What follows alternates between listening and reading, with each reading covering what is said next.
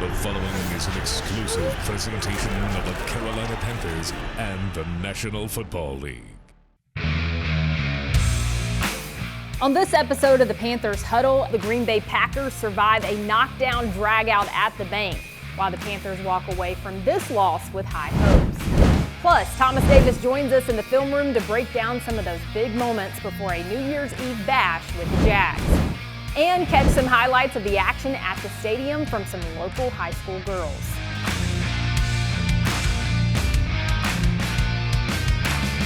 Hello and welcome inside this week's 17 edition of the Panthers Huddle. I'm Carla Gebhardt, and with just 2 games left to play, a long season for the Panthers is nearly over. And while they ran out of time in the comeback effort last Sunday, they proved to themselves and their fans that there's no quit in Carolina. Some arguable calls from the officials may have helped seal the deal in Green Bay's favor. However, many felt this contest was Bryce Young's best as an NFL quarterback and for the Panthers offense this season. Yeah, definitely. Bryce played out of his mind. Just continue to improve, continue to do the things that he needs to do. It's very promising. It's great to see him have some success. It's been a hard road for us this year. I think for all of us. So we're just glad to everyone having success. With nothing left to play for, his progress is the team's #1 goal going into the offseason. DJ Chark also enjoyed his best game as a Panther, catching both of Bryce's touchdown passes for 2 of his 6 catches for 98 yards. Along with the emergence of Ihmir Smith-Marsette, Young adding weapons to an offense that is showing signs of life late in the season.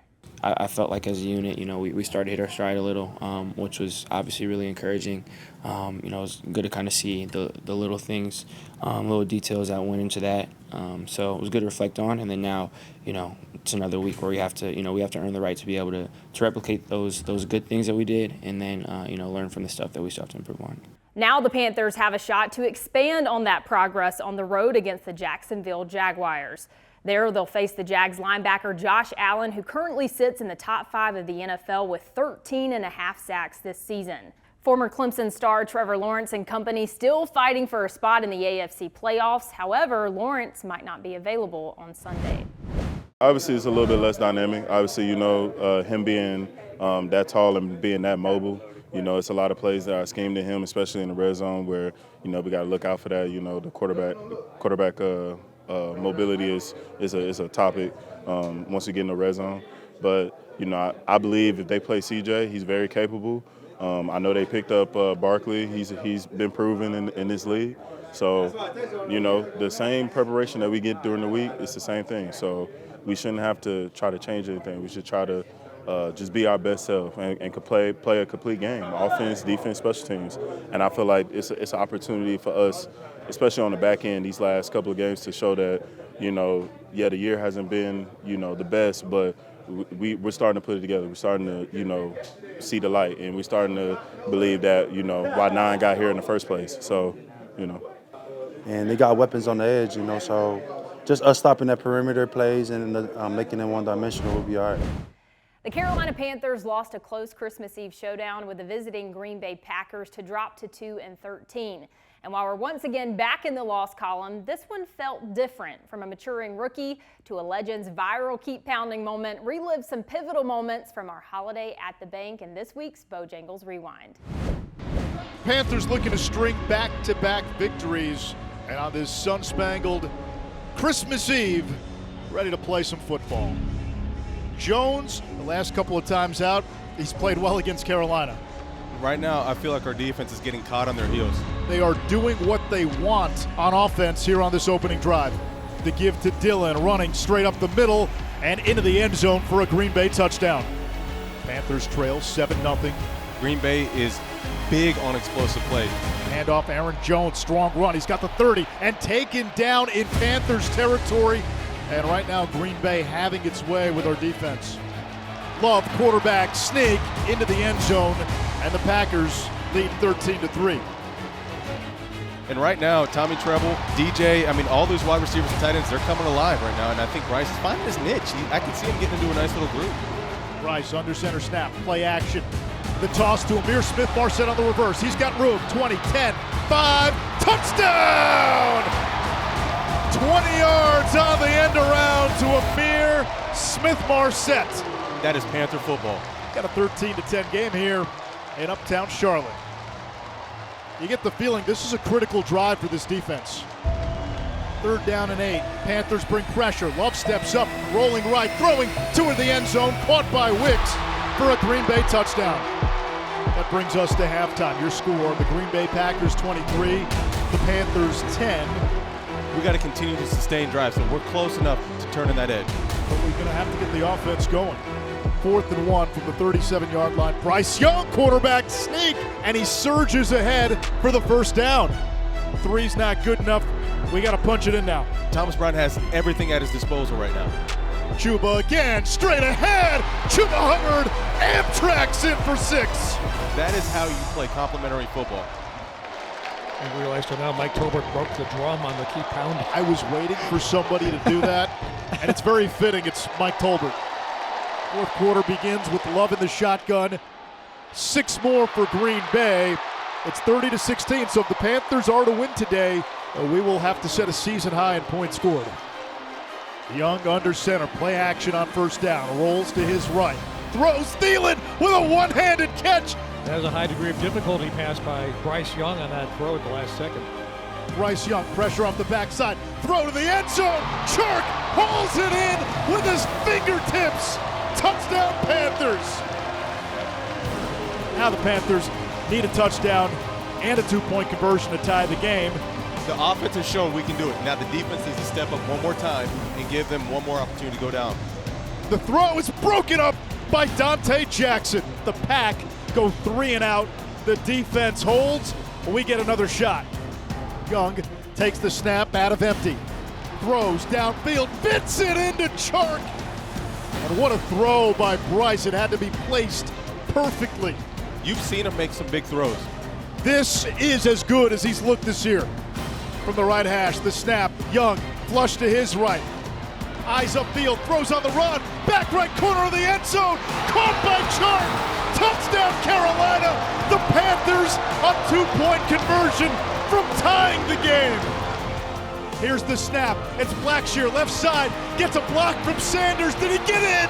He did! That's why he's the #1 pick. He is our guy. And the Panther faithful on Christmas Eve open for a present in the form of a victory. Our defense needs to stand up, make a stand, and give our offense maybe one more opportunity. Love, the shotgun snap, heaves it deep downfield. He wants Dobbs! And then it looks like the ball comes out as he goes out of bounds. I'm not sure he completed the process of the catch. After review, the ruling on the field stands. Snap, hold, kick by Carlson, and he made it. 19 seconds left, Green Bay 33, Carolina 30. Throw downfield for Chark, makes the catch and gets out of bounds. And hope still floats. Young is in the gun, trips to the left. Bryce fires over the middle. He's got Thielen down to the 31. 6 seconds, 5 seconds. We got to spike it. 4 seconds, 3 seconds. Young quickly to the line. 1 second, he spikes it, but time ran out. Pass hit the ground with 0 on the clock. The game is over. Heartbreak City for Carolina.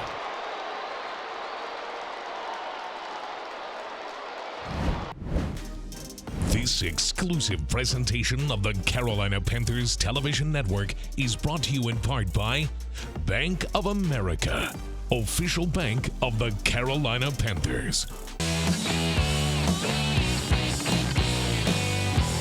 We've got interim head coach Chris Tabor back in the huddle joining us now. And first things first, Coach, how was your holiday, your Christmas with your family? Did you spend some quality time? It was good. They were able to. We were all able to be together, so it was a lot of fun. It's always a special time. Yeah, back to work now, looking ahead to Jacksonville. But let's go ahead and look back at this game against Green Bay. You've had some time now to watch the film.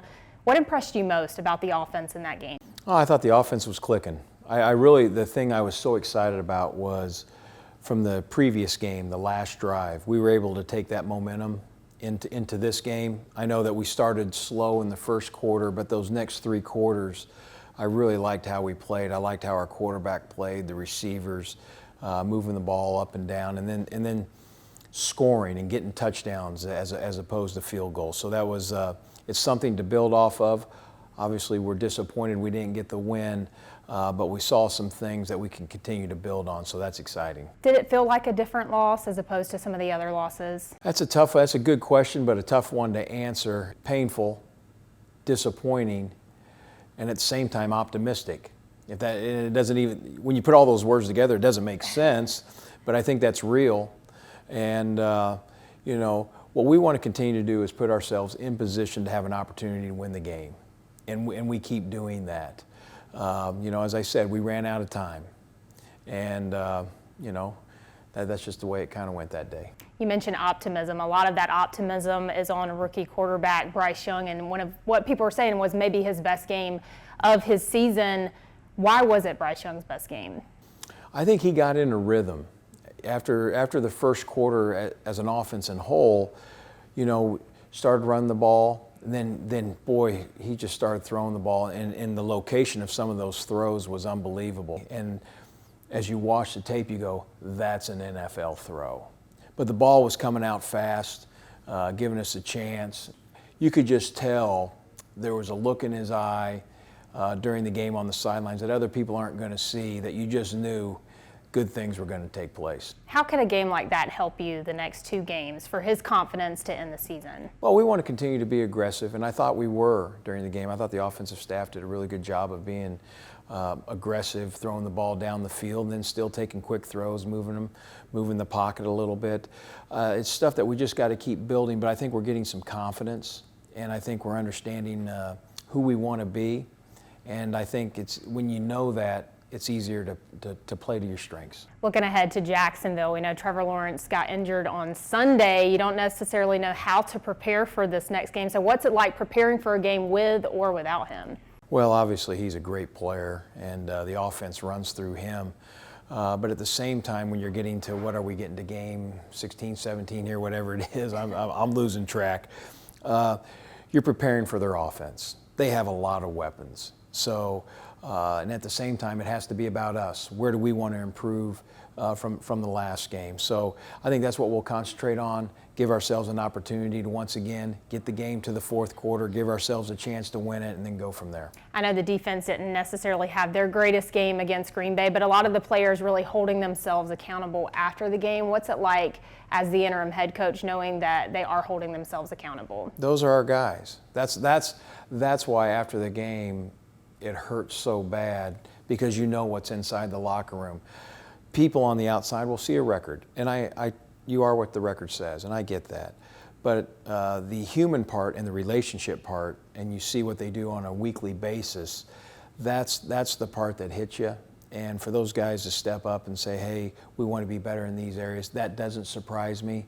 And at the same time, it gets me excited to see what they'll do for the next opportunity. All right, thanks so much, Coach. We'll see you Sunday. Thank you.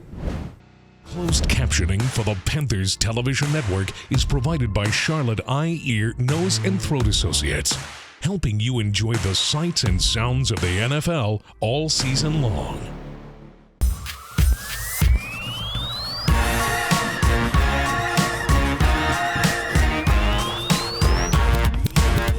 It is time for TD's Film Room with Thomas Davis. We're looking back at this game against the Green Bay Packers, and we're going to start with the Panthers defense, TD, because they would like to have a couple of plays back, especially as it concerns that Packers run game. Yes, coming into a football game, the goal always is to make a team one-dimensional.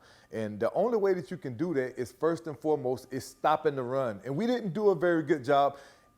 From the start of this game, Aaron Jones came out and he had success. At one point I looked up and I think he had 77 yards rushing in the first quarter, which you can never allow a team to have that kind of balance. We're going to jump right into this film and show you why they were able to have that success. And I love J.C. Horn and his physicality and what he brings to the game. But J.C., when you're in this position right now with Aaron Jones, there is never a time where this should go for more than, 3 yards. This should have been a 3-yard game. We got a really, really good tackler on a really, really good back. And JC, for whatever reason, makes the decision to go for the legs. JC drops his head and he misses the tackle.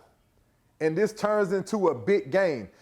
On the film, you're going to look at it and you're going to say, hey, that was a bad play call. When in actuality, it was a perfect play call. He was in perfect position and he just didn't make the play. Yeah, so a lot to learn from on defense. On offense, though, one of the better games that we've seen this season, especially from Bryce Young. He was on point in this game. Absolutely. These last 2 games that I've seen Bryce Young participate and play in, this is the guy that we knew we were going to draft and thought we were going to get all season long, but it really starts with the offensive line. Whenever they give Bryce Young time, Bryce shows up in a big way, and we're going to jump right into it. Just watch this offensive protection right now.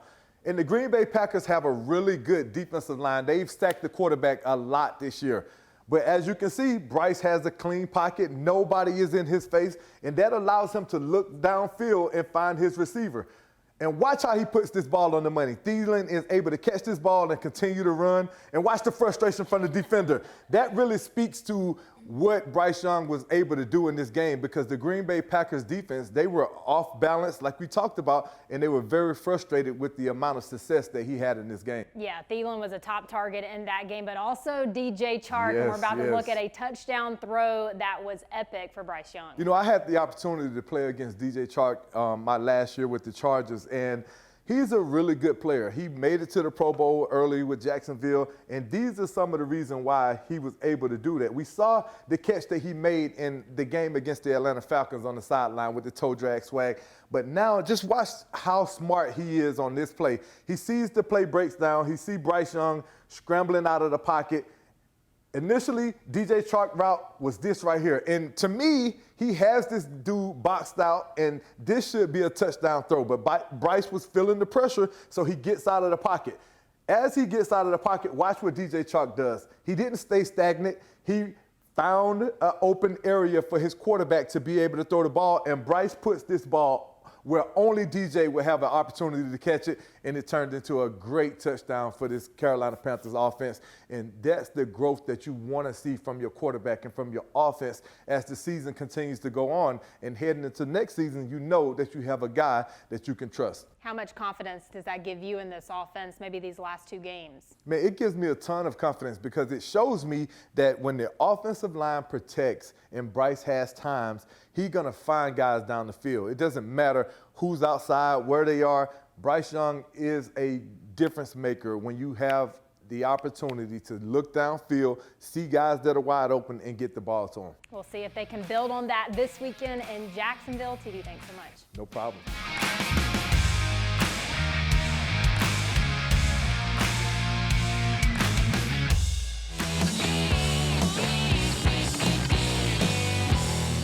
Flag football is finally having its moment. From being one of the fastest growing sports in the country to being an Olympic event in 2028. Bank of America Stadium recently hosted a talented group of young local athletes to learn from the very best in the sport. It's this week's Coke Community Spotlight. Today's an important day for the Carolina Panthers as we welcome girls high school flag football teams from both Cabarrus and Union counties for an end-of-season celebration and jamboree clinic.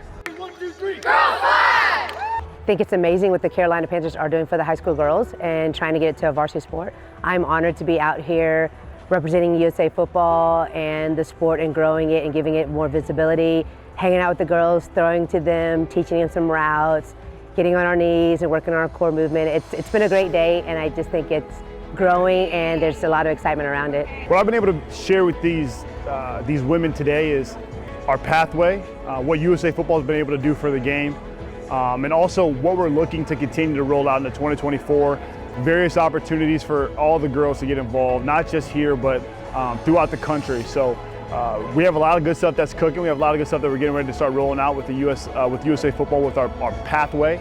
So that's really the main thing I've been sharing today. It's been a great experience. We were very appreciative of the Panthers reaching out to us. We didn't know much about it, and we had a great meeting with the Panthers, and we learned more about the grant funding that was out there, and that kind of sold it to our athletic departments, and we've had a lot of support from our principals and athletic directors, and it's just been a very neat experience. We ran a 4-week season in October to where we had at least 2 to 3 games per Saturday, and it's just been phenomenal for our girls. They really have enjoyed it. The girls are already talking about, are we going to do this next year? And so our plan is to continue to do it, and we just hope it keeps growing.